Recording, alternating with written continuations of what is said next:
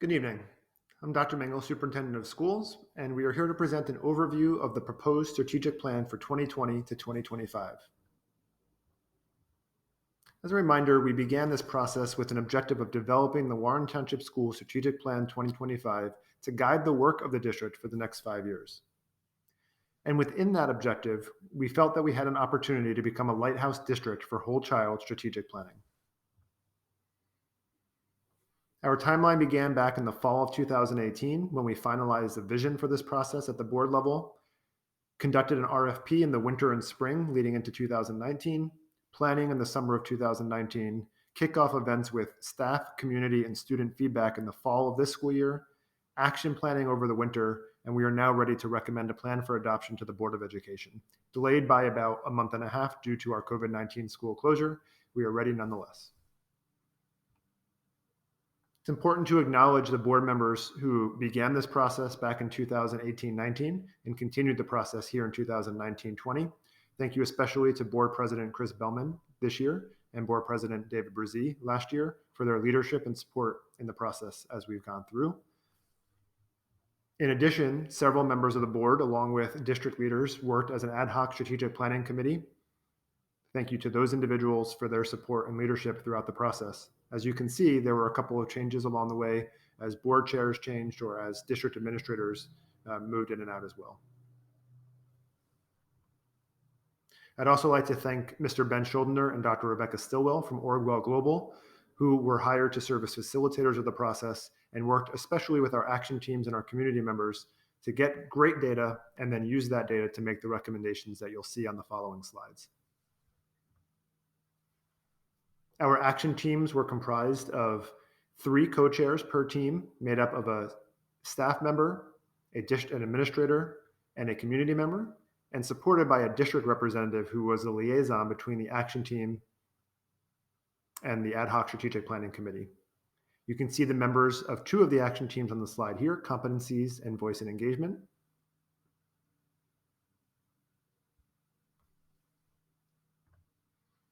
And then our members serving for equity and consistency and health, wellness, and safety. It's my pleasure to thank those co-chairs for their leadership above and beyond the call of duty, as well as all of the members of those teams for their tireless activity and insights. It wasn't always easy. They persevered and worked really hard to bring what we believe to be 4 wonderful commitments for the district to focus on for the next 5 years. As a reminder, the mission of the district has not changed and remains to provide through a safe, nurturing, yet challenging environment all students with an outstanding education that engages students and fosters academic excellence, healthy social and emotional development, and a lifelong passion for learning, an education centered in the whole child. We believe that this plan starts from a place of strength. When we did data collection with our various constituencies, these are the areas they told us that we were strongest in. Our students talked most about their teachers and their clubs and activities. Our community members complimented the learning environment, the teachers, school policies, resource availability, and parental involvement. Our faculty and staff complimented student performance, technology availability, the student support programs that were in place, our facilities, and parental involvement. And our administrators joined by complimenting our comprehensive student experience, parental involvement, our teaching staff, and overall district operations. So we're starting in a good place. And as our facilitators reminded us time and again, when you ask people a question about what can be better, you're going to get answers to that question. And although that can feel negative, we started from a place of strength on which we are going to build. And we are moving towards new levels of student achievement. So extensive conversations took place at the ad hoc strategic planning committee level about how to organize the ideas that are contained within the strategic plan, with student achievement being at the apex, that all other things are working towards that. Within the plan, you'll see 4 commitment areas: competencies, which we're calling sort of an area that is most closely aligned to student achievement, plus supporting goals around voice and engagement, equity and consistency, health, wellness, and safety. Those 4 commitment areas, which you can see on the slide here, represent our focus. Each of our strategic planning committees, action team committees, will share some more information about those commitments. We have an area of competency, an area of voice and engagement, an area of equity and consistency, and an area of health, wellness, and safety. It's now my pleasure to turn it over to the staff member chairs of those committees to give you more information about each one. Good evening. This is Allie Tuja, principal of Central School, and I am here with Mrs. Lynn Deegan, teacher at Warren Middle School, and together we are going to present the goals and opportunities for action under the competencies umbrella of the strategic plan. So first, I will turn it over to Mrs. Deegan to tell you about Goal 1.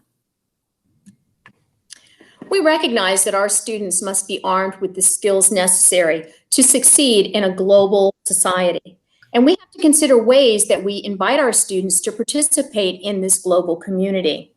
In addition to simple content knowledge, our students need to be adept in skills such as critical thinking, problem solving, and collaboration. In order for our students to develop these very necessary skills, the instructional culture must be one in which students and staff engage in reflective processes based on data and assessments to determine opportunities for individual student growth. As you can see in our goals list, we suggest beginning with a needs-based approach and review of our current projects to see how they are meeting those objectives.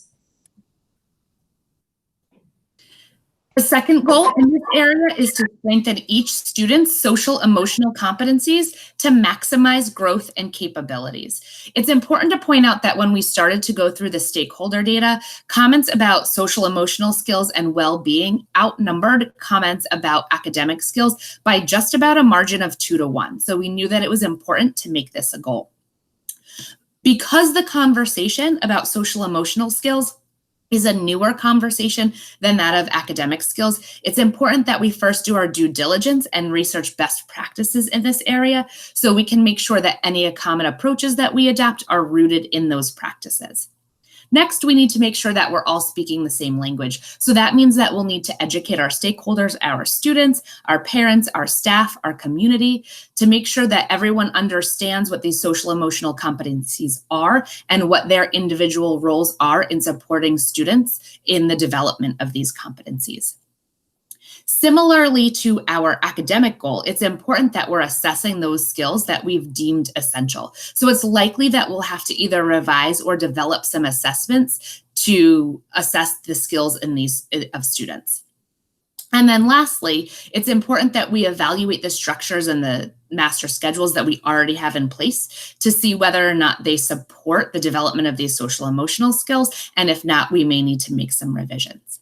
So that does it for the competencies umbrella of the strategic plan. Hi, I'm Stacy Meduno, Curriculum Supervisor. And with me, although many miles away, is Kristen Stoynoff, our Instructional Specialist. Together, we served as co-chairs on the Voice and Engagement Committee of Strategic Plan. Opportunities for action within voice and engagement fall under 2 distinct goals. Let me turn it over to Kristen to explain the first.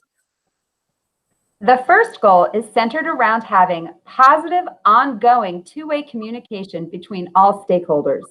This includes student to teacher, teacher to parent, admin to parent, etc. Recognizing we have processes in place, our opportunities for action focus on enhancing the current state of communication to make things more efficient, consistent, and transparent. Examples of this are currently being implemented by Dr. Mingle during the ongoing school closure. The second goal will also focus on communication, this time when there are major changes taking place in the district. The intent is to look for a process of change management that will incorporate stakeholder voice and determine how to best message information. Change management gives consideration to the people side of change in order to achieve a desired outcome. This will be the process that gets employed throughout other areas of strategic plan where major change may take place. We look forward to future work with the Voice and Engagement Committee, as well as other areas of the strategic plan. Hi, everyone. My name is Scott Cook. I'm the proud principal of Mount Horeb School and also co-chair of the Equity and Consistency Committee as part of the strategic planning process. I co-chair this committee with Rebecca Sutherland, 5th grade teacher from Central. Tonight, we're presenting our 2 goals. Goal number 1, to provide each student with a rich array of academic, enrichment, and diverse social experiences. All students in Warren Township schools are deserving of the best learning experiences possible. Each student is also a member of a community within their own school, and each school is so wonderfully different. We believe that each building needs to retain its own identity, feel, and culture of which parents, students, and staff are so very proud and have helped to create and foster. Our committee believes that within each school, each student in Warren Township should have a similar set of experiences. Rebecca can explain this further in a moment. Also within the data and an integral part of this process will be attention given to the balance of workloads and responsibilities among staff members. Driving our decisions will be the student experience, but we want to recognize and honor the fact that it is our devoted, loyal, and highly professional staff who will continue to create the exemplary Warren Township learning experience. Rebecca? In order to support this goal, we created a variety of action steps. We plan to ensure that staff workload and responsibilities are balanced in support of our student experiences, since we believe that they are directly related to one another. We plan to create criteria within categories that guide school-based decision-making, to evaluate our current school models and configurations, which will include conversations around redistricting and looking at grade-level buildings. We plan to share school-specific experiences with the public and address employee feedback specific to equity and consistency. Now looking at goal 2, create a culture that values diversity. This goal has a focus on equity in its truest form. Our student population has become more and more diverse over the years, which gives us all an opportunity to learn, to embrace, and to celebrate the various backgrounds, cultures, and ethnicities that make up our student population in our community. We felt that it might be a missed opportunity to not include this important goal that incorporates continued consideration, sensitivity, and appreciation to all students and their backgrounds. Our hope is that all families, students, and staff members feel welcome, included, and represented in all that we do here as a district. Scott? And to support this goal, we hope to explore our changing student population and the changing demographic. We want to analyze how and if we're meeting the diverse needs of our student population and explore how we can further support our diverse student population. And lastly, we want to develop consistent communication where staff members with diverse roles meet with principals to discuss staff concerns and job satisfaction. While we are confident that many of these factors are solidly in place, we are eager to continue with these 2 goals to ensure that Warren Township schools continue to shine brighter every day. Thank you all very much. Hello, everyone. I'm Christine Smith, principal of ALT. I'm here with Jess Halpern, who is a teacher from our middle school. Together, we helped chair the health, wellness, and safety portion of the strategic planning goal. So I'm going to turn it over to Jess to introduce goal 1. Hi, the Health, Wellness, and Safety Committee created 2 goals to encompass these ideas. In creating our health and wellness goal, it is important to recognize that a specific social-emotional learning goal can be found under competencies. Our first goal is to promote the health and social-emotional wellness of students by equipping each staff member with skills to identify related factors and enhance support systems. We created this goal specifically addressing the data from staff and students about providing stakeholders with the necessary skills and professional development to identify and reduce stressors while responding to students' needs. Christine will now introduce our second goal. The second portion of our health, wellness, and safety plan is to maintain and improve all district facilities in conjunction with the district safety and security plan. This is comprised of 3 main elements. The first 2 being the implementation and refinement of the existing safety and security plan, as well as the capital improvement plans, which have been ongoing and have made great strides toward improving safety and conditions of our buildings. So we want to continue with those pieces and build upon them to ensure that we have safe and comfortable environments for our students as well as our staff. Finally, it encompasses a component of a review of the temperature management plan, where we are continuing to gather data and making decisions about improvements to our facilities, as well as our responsiveness to the temperature within each of our classrooms and buildings aligned with all of the improvements that each building continues to make. That concludes our portion of the health, wellness, and safety school goal. Thanks, everyone. Thank you to our action team chairs for sharing that information about the goals and the opportunities for action within each of the commitment areas. Where do we go next?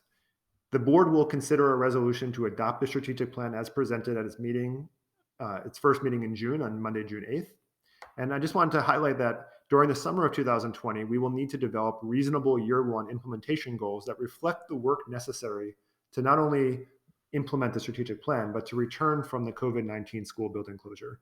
That will necessarily delay some of the actions while allowing us to highlight other areas. For example, voice and engagement will rise to the top as we work on our re-entry plan, but others may need to be delayed until January 2021 or beyond as we work through our timelines.